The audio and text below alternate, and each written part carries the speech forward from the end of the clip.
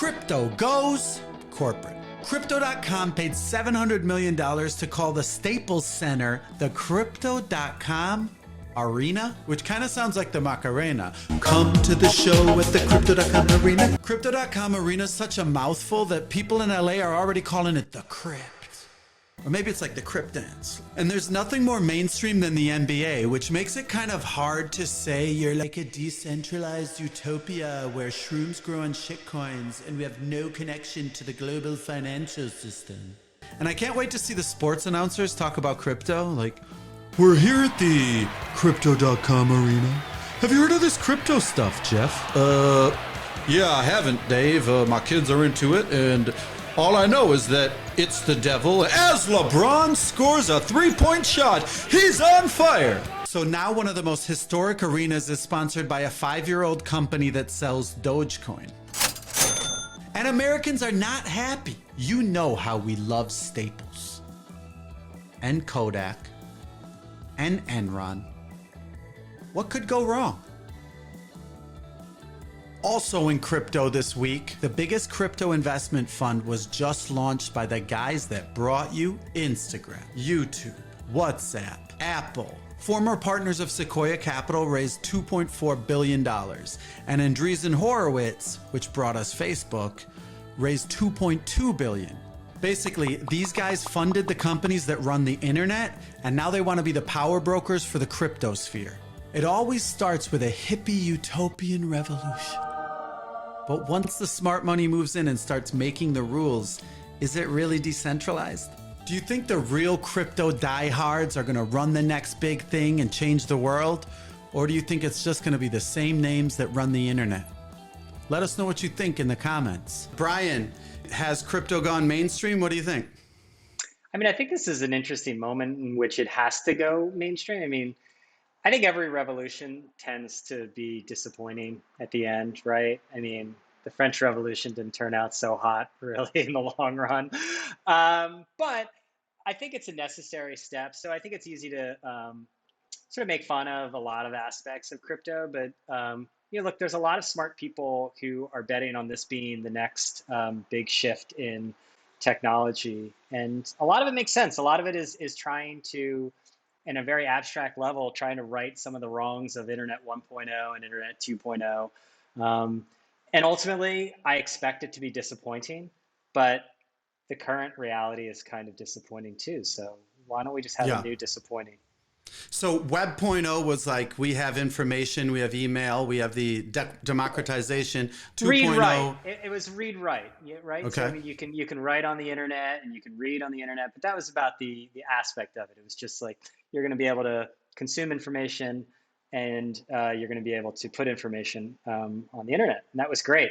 And then Web 2.0 was about connecting everyone together, and we all got connected, and it was really exciting for a few minutes, and then like the crazy racist uncle also got connected with everyone, and we saw how that went.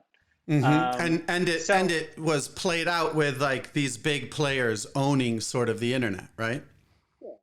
I think a lot of this stuff, I'm sort of sympathetic to the idealism of crypto. I'm not like sympathetic to some of the cultural aspects of the crypto crowd, but I think you need to get past that. Yeah, Mosh, what do you think?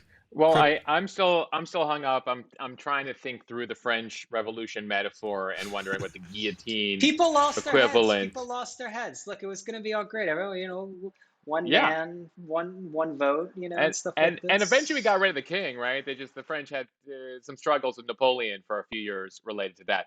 But in all seriousness, on the crypto thing, I was looking at some of the numbers, which I think are really interesting. Somebody sent me a chart a couple days ago that shows Bitcoin adoption versus internet adoption. And you're able to watch kind of right now, the XY axis, like they're basically going along the same wavelength. Bitcoin adoption is increasing annually at 113%. Internet adoption, by the way, in the early days was 63% annually. So if you take that through this decade, we'll have 1 billion people involved in crypto in the next 3 years and potentially 4 billion by the end of the decade, which is pretty remarkable. It is interesting, by the way, that, Alex, you kind of jumped off of the arena naming. It's weird that they kept the .com as opposed to just calling it crypto arena. The .com feels very like pets.com 1999. But at the same time, as a Chicagoan, growing up at going to Wrigley Field the idea of a corporate name on a stadium is as old as an American tradition going back, more than a century. I will say this as far as mainstream crypto adoption, and these are the two headlines that struck me this week. I have two names for you: Martha Stewart and Ted Cruz.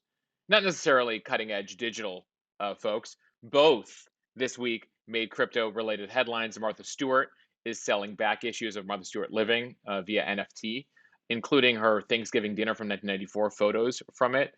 So you have the option of bidding on that this week, folks. And then separately, Ted Cruz, crypto's best friend, it turns out, one of their best friends on Capitol Hill, is looking for Capitol Hill to accept cryptocurrency as a payment across Capitol Hill. So hoping that that will help ensure that folks in Congress and the Senate, some of whom are in their 70s and 80s, will have a better sense of what this is if they literally can buy their lunch with crypto. What about the kind of existential thing where the crypto people say they want a decentralized utopia, all this stuff, and then the same people who ruled the internet, Brian, are the ones who want to create the companies that will rule this next iteration? Yeah, like I think this is a good example of how, again, a lot of these revolutions, within crypto, you got the maximalists, and those are the utopians. They're the people who are building communes, and they're about to give up their citizenship in the real world and join the metaverse and all this sort of thing like this. And I think that's good in that it like sort of opens the Overton window of like, really? And then it's like, maybe this is possible. But ultimately, the practical applications of crypto, and that's the biggest knock on it, are not quite there yet. If you notice when you talk with a lot of the crypto people, they use words like could and should like a lot, not is like, and that ultimately is where I think a lot of the more practical capital coming in here is to have real life examples. Because as reporters, you always ask, it's like, okay, well, give me an example. Ask that of the crypto crowd. Give me an example, and you're pretty soon you're into the metaverse and theory and theoretical examples. And you're starting to see, some evidence of that in terms of like some sporting events and concert venues are starting to accept crypto payment. You do see El Salvador, the country, go to Mm-hmm. crypto, go to Bitcoin. Um, and so that I think that is a really good point that they've built all this stuff, and now it's like, well, what are we going to use it for? And then to really see mainstream adoption, a lot of our, family members, et cetera, to really get involved in it, they want to be able to see like practically, can I go to Target or can I buy this online with said crypto? Speaking of El Salvador, I think we should spend a little bit of time on this guy from El Salvador, the guy with the backward baseball hat, who's building Who's running the country? yeah, he's a little authoritarian, and like he's building like a new Bitcoin city, like on the base of a volcano. Yeah, I This have is a friend wild who's doing a stuff. documentary about him. He's been going to Salvador, Oh so yeah. that should be coming out. Yeah. Uh, But I do well, think there is something interesting in that crypto is like a leapfrog technology, right? So you're going to see adoption that is going to be completely unlike the adoption of the internet, because that was a rich country thing. Whereas now you see crypto is challenging a lot of institutions, and the strongest institutions have the most regulatory capture. It's no mistake that places like the United States are behind when it comes to having a regulatory framework or accepting of crypto, because there's a ton of people with money and with power that are put at risk by decentralization. So you could actually have a situation where countries like El Salvador and other countries that do not have these built-in institutions with such power are actually able to leapfrog ahead of countries like the United States that by its nature were just way more centralized. hmm into and the metaverse and so Web 3.0 is kind of the way that people talk about the future, right? Where it's like crypto, metaverse, all of that. VR, is all of that part of when people reference Web 3.0? There's so many different aspects to it. And I think that's the real challenge is like when you talk about going mainstream, it's like getting people to understand that crypto is a thing is one thing. Having actual examples is yet another proof point.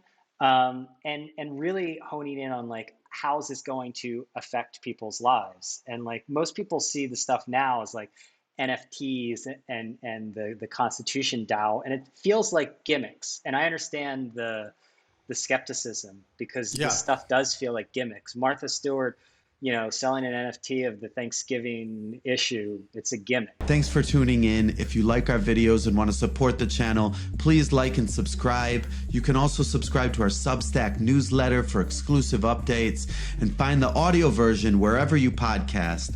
Thanks for watching.